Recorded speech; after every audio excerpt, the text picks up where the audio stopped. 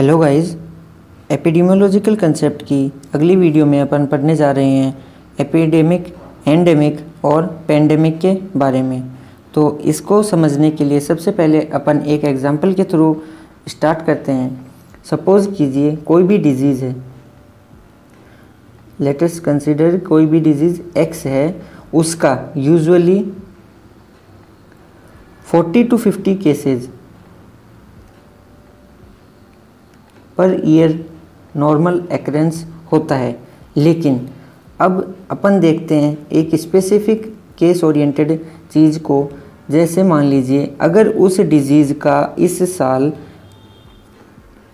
46 cases हुआ और या फिर उस डिजीज़ का किसी और साल 100 केसेस हुआ, तो अब इन दो ईयर के डाटा को अगर अपन देखें तो 46 केसेस के बारे में अगर देखें तो सबसे पहले अपन ने देखा कि उस डिजीज़ का नॉर्मल अकरेंस है 40 से 50 केसेस पर ईयर। और जब अपन देखते हैं 46 तो 46 भी रेंज के आसपास यानी कि रेंज के बीच में ही आता है। तो ये अपन देखते हैं कि ये जो केसेस आए हैं ये यूजुअल जो नंबर में केस आते हैं उनके बराबर ही है, उनसे ज़्यादा नहीं है। तो ये हो गया एंडेमिक। एंडेमिक का मतलब होता है constant presence of a disease in A population with in expected limit, यानी कि जितना एक्सपेक्ट किया था डिजीज के केसेस को उतने ही केसेस हैं। इसको अपन लिख लेते हैं, constant presence of a disease in A population with in expected limit. तो अगर बोलता 40 से 50 कोई भी नंबर में केस अगर दिया हुआ है और यूजुअली एवरी ईयर उतने ही केस एक्सपेक्ट किए जाते हैं और आते हैं, तो इसको बोलते हैं एंडेमिक। एंडेमिक का मतलब जो प्रेजेंस है डिजीज़ केसेस की वो एक्सपेक्टेड लिमिट के अंदर ही है। अब सेकंड जो एग्जांपल अपन ने देखा है वो है 100 केसेस। 100 केसेस लगभग इन जो एक्सपेक्टेड केसेस हैं इनके डबल हो गए हैं। तो डबल हो गए तो मतलब ये इससे बहुत ही ज़्यादा केस अकर हुए हैं इस पर्टिकुलर एग्जांपल में। तो इसको अपन बोलते हैं एपिडेमिक। एपिडेमिक की यूजुअली दो डेफिनेशन दी जाती हैं। पहली डेफिनेशन है occurrence of cases clearly excess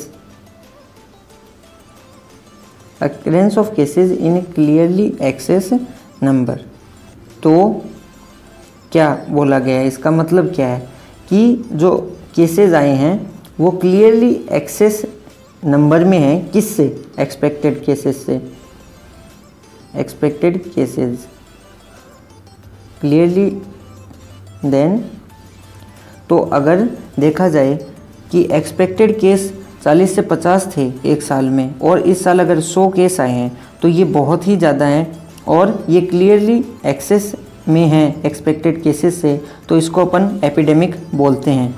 दूसरा जो डेफिनेशन दिया जाता है एपिडेमिक का वो है occurrence of even a single case of such a disease which poses public health threat, यानी कि एक ऐसी बीमारी का उस इलाके में हो जाना जो कि उस एरिया के लोगों के लिए थ्रेट बन जाए। यानी कि अगर अपन एग्जांपल लें किसी भी स्टेट या फिर डिस्ट्रिक्ट का एग्जांपल लें जहाँ पे कोई भी केस इबोला का आज तक नहीं हुआ और उस एरिया में इबोला का कोई एक केस भी हो जाता है तो उसको भी अपन एपिडेमिक बोलेंगे। किसी भी एरिया में अगर आज तक एक भी टीबी का केस नहीं हुआ, अगर उस एरिया में एक टीबी का केस भी पॉजिटिव मिल जाता है तो वो भी एक पब्लिक हेल्थ थ्रेट है और वो पूरे चांसेस हैं कि वो और लोगों को स्प्रेड करेगा, तो इसको भी एपिडेमिक बोलते हैं। तो दूसरी डेफिनेशन जो है वो है occurrence of even single case of a disease which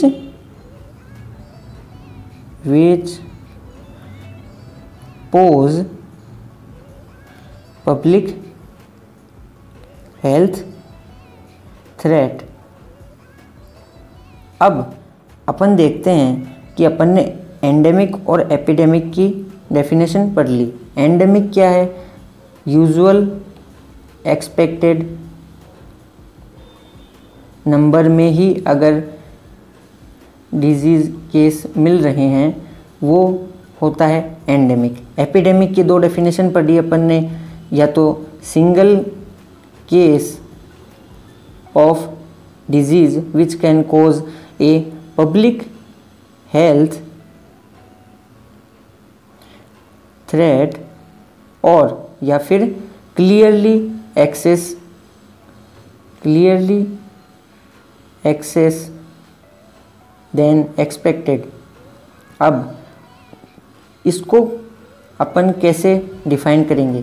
clearly access को भी अपन कैसे बताएंगे? तो या तो केसेस नियरली डबल और मोर देन डबल हो जाएं, नियरली और मोर देन डबल हो जाएं, या फिर जो केसेस हैं वो more than 2 standard deviation show करें। यानी कि जितने भी केसेस आते थे उनमें जो इंक्रीज़ हुआ है वो 2 स्टैंडर्ड डेविएशन से ज़्यादा का इंक्रीज़ हुआ है उस पर्टिकुलर ईयर में अगर, तो उसको बोलते हैं एपिडेमिक। अब जो तीसरी डेफिनेशन है उसको अगर अपन देखें तो वो है पेंडेमिक। पेंडेमिक के बारे में अगर अपन देखें तो पेंडेमिक की डेफिनेशन के अकॉर्डिंग जो डेफिनेशन अपन पढ़ते हैं उसमें दिया गया है कि more than 1 countries are affected, यानी कि occurrence of disease over very large area, और इसको अपन बता सकते हैं कि ये बहुत ज़्यादा वाइड स्प्रेड एरिया में बहुत ज़्यादा पीपल को अफेक्ट करेगा, या तो मैनी कंट्रीज़ और कॉन्टिनेंट्स को अगर इन्वॉल्व कर दे तो वो पेंडेमिक कहा जाता है। अब रिसेंट डिकेड के अंदर अपन कुछ पेंडेमिक जो हुए हैं उनके बारे में अगर देखें तो पेंडेमिक क्या हिस्ट्री जो देखें अपन तो सबसे पहले हुआ इबोला पेंडेमिक। तो जो इबोला पेंडेमिक है वो स्टार्ट हुआ था अफ्रीका से। दूसरा जो पेंडेमिक अपन पढ़ते हैं वो है जीका वायरस पेंडेमिक, और ये जो पेंडेमिक है ये स्टार्ट हुआ था ब्राज़ील से, और ब्राज़ील में जो स्टार्ट हुआ था जीका वायरस पेंडेमिक उसके बाद में WHO ने इसको प्री डिक्लेयर कर दिया था, क्योंकि वहाँ पे इंटरनेशनल इवेंट होने वाले थे तो WHO ने प्री डिक्लेयर कर दिया जीका वायरस पेंडेमिक, ताकि ये अपना असर बहुत सारे लोगों पर दिखाए, इससे पहले ही इसको कंट्रोल किया जा सके। अब जो जीका वायरस है उसके अंदर जो अफेक्टेड अगर प्रेग्नेंट फीमेल हो जाती है तो उसके अंदर जो न्यूबॉर्न होगा उसके अंदर पाई जाएगी माइक्रोकेफेली, यानी कि जो हेड का डेवलपमेंट है वो पूरे तरीके से नहीं होगा, और ये एसोसिएटेड रहता है गुलियन बारे सिंड्रोम से। तो गुलियन बारे सिंड्रोम, जीबी सिंड्रोम और माइक्रोकेफेली इन न्यूबॉर्न, ये दोनों कॉम्प्लिकेशंस रहते हैं जीका वायरस के अफेक्टेड इंडिविजुअल में। और जो रिसेंट अभी तीसरा है वो है कोविड-19 पेंडेमिक, जो कि स्टार्ट हुआ था वुहान प्रोविंस ऑफ चाइना से। ये था पेंडेमिक, एपिडेमिक और एंडेमिक के बारे में। Thank you so much.